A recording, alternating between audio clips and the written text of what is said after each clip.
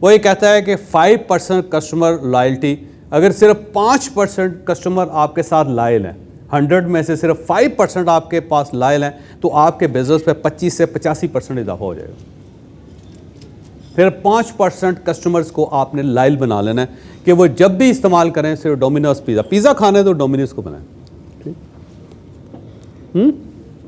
जब भी पिज़्ज़ा खाना है तो 5% लोग होंगे 100 में से जो सिर्फ यही मंगवाएं, और आपका जो रेवेन्यू, जो आपका बिजनेस, उसमें 25% से लेके 85% इजाफा कर देंगे, क्योंकि फ्री एडवर्टाइजर्स हैं वो आपके। जब उसके पास में से फ़र्ज़ करें कि मैं डोमिनोज पिज़्ज़ा खाता हूँ, मेरे 5 मेहमान आ गए और मैंने वही मंगवाया, लोग कहते थे पिज़्ज़ा लाना, मैंने कहा हाँ, वो कहते नहीं यार पिज़्ज़ा, मैं कहता नहीं यार पिज़्ज़ा यही, और साथ में पूरी कहानी सुनाता हूँ कि किस तरह इन्होंने पिज़्ज़ा बेचा था, किस तरह कंपनी बंद हुई, किस तरह ने कंपनी ठीक की, तो वो जो 5 बंदे हैं वो आपके कस्टमर बन गए।